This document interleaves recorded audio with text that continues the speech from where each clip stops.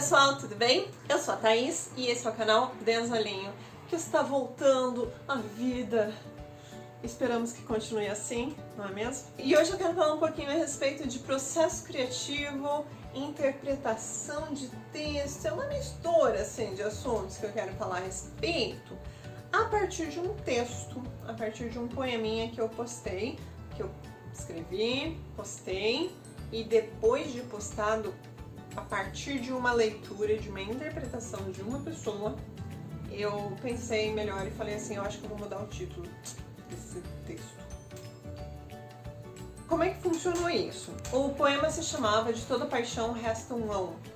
E ele falava um pouco a respeito dessas lembranças em relação a relacionamentos anteriores, em relação sei lá, as coisas que restam dos relacionamentos que você já viveu. Ele é um poema bastante longo, ele tinha uma estrofe gigantesca, uma estrofe um pouco menor e terminava com 2 versos. Eu reli, tava decidindo, e aí eu falei assim, eu acho que esse poema tá longo demais, ele tá explicativo demais, tá falando coisa que não precisa. E o que eu decidi? Eu decidi que o poema, na verdade, ele era só esses 2 últimos versos. Eu tirei todo o restante e fiquei com esses 2 últimos versos que eram: às vezes ainda encontro um fio de cabelo preso na fibra de alguma blusa. Ele estava em 2 versos, né? Metade para cima e metade para baixo. Só que eu achei que isso também era muito pouco para passar o que eu queria passar, porque eu não queria que ficasse uma sensação de que é uma pessoa sozinha vivendo aquilo. Eu queria transmitir essa ideia de que seria um casal, ex-casal, né? E as 2 pessoas em algum momento teriam rememorado essa relação que eles tiveram. Independente de como tiver acabado e porquê e etc. Mas que em algum momento os 2 tivessem rememorado essa situação. E aí esses 2 versos somente não estavam dando conta disso. O que eu decidi? Eu decidi criar mais um par de versos para trabalhar junto com esses 2. Então ficou, às vezes ainda encontro um bilhete com sua letra no bolso de alguma bolsa. E aí, junto com esse do fio de cabelo na fibra de alguma blusa. Então estavam esses 2 funcionando juntos ali, trabalhando juntos. O que eu decidi a partir disso foi fazer com que esses 2 poemas, essas 2 estrofes, se espelhassem. Então, dentro da estrutura do poema, né? Então eu coloquei uma divisão no meio e ficou, às vezes, ainda encontro um fio de cabelo preso e um bilhete com sua letra na fibra de alguma, no bolso de alguma bolsa, né? Então ele ficou estruturado dessa forma. Porque seria quase que um mesmo momento, as 2 coisas acontecendo, então eu dou essa sensação de simultaneidade quando eu coloco as coisas assim. E coloquei então essa estrutura desse poema e o título eu mantive, De Toda Paixão Resta um Vão. Postei, feliz da vida, satisfeita com esse poema, achando que estava ok, que tinha conseguido tirar tudo que era excesso e deixado assim o núcleo do que eu queria transmitir. E o que rolou foi que a Sara, uma amiga minha, ela leu e ela falou assim, lindo, legal, gostei, adorei, mas eu acho que essa situação caberia para outras milhares de situações de ausência, não necessariamente a ausência de uma pessoa com quem você teve um relacionamento, poderia ser a ausência de de um parente querido, de um amigo que está distante, de alguém com quem você cortou relações por algum outro motivo, que não era necessariamente uma relação amorosa, né? E concordei, achei muito válido e achei que essa possibilidade mais ampla de interpretação enriqueceria o texto. E aí eu fiquei pensando, o que existe nesse título que poderia gerar um outro título de repente? E a ideia foi, De Toda Paixão Resta um Vão. O que eu queria falar com essa frase, que eu gosto, assim, eu gostei dessa frase, na verdade, fiquei com dó de trocar ela. Mas, enfim, o que eu gostaria de dizer com essa frase é o eco. Então, eco, aquilo que sobra, aquilo que ressoa depois de alguma coisa já ter acontecido, já ter acabado, já ter ido, é o eco.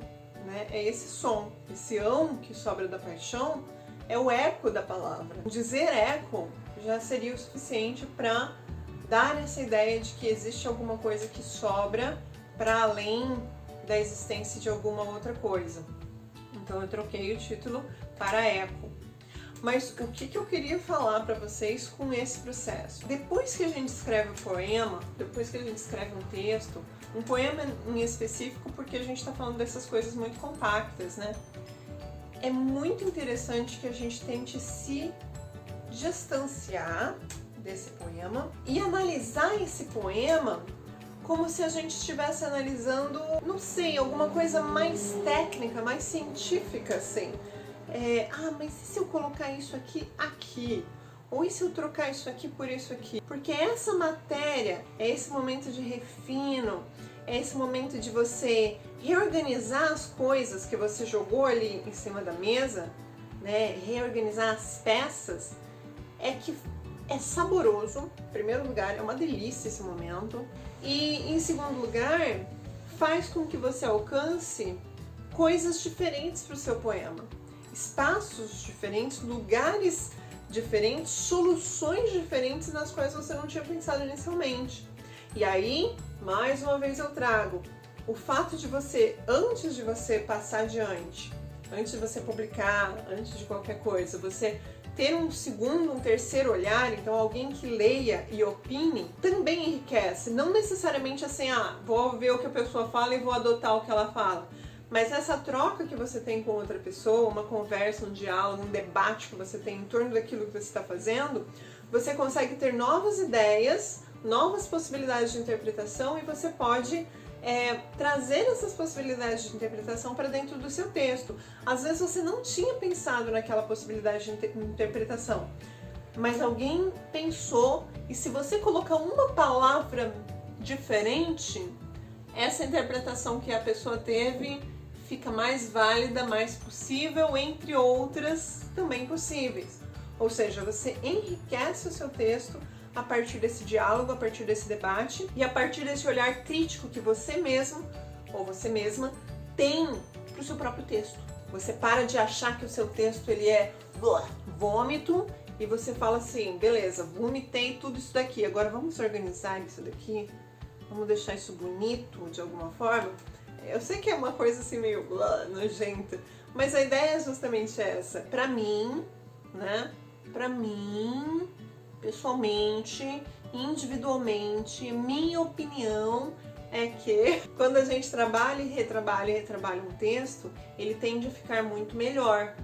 Então, eu acho muito impulsivo vamos enfatizar sempre essas coisas, porque estamos falando de opinião pessoal, né? Eu acho que produzir e publicar uma coisa num impulso, sem uma revisão, sem uma análise, sem uma autoanálise daquele texto, e até sem uma segunda leitura, assim, a segunda leitura eu acho que não é uma questão super necessária em alguns casos, de outra pessoa eu digo, né? Um segundo leitor, mas uma segunda leitura sua, distanciada, e crítica é essencial para qualquer texto, porque eu fiquei muito mais satisfeita com o resultado final do que com a forma longa que tinha no começo, a forma como ele teve no meio e qualquer outra coisa no meio desse caminho.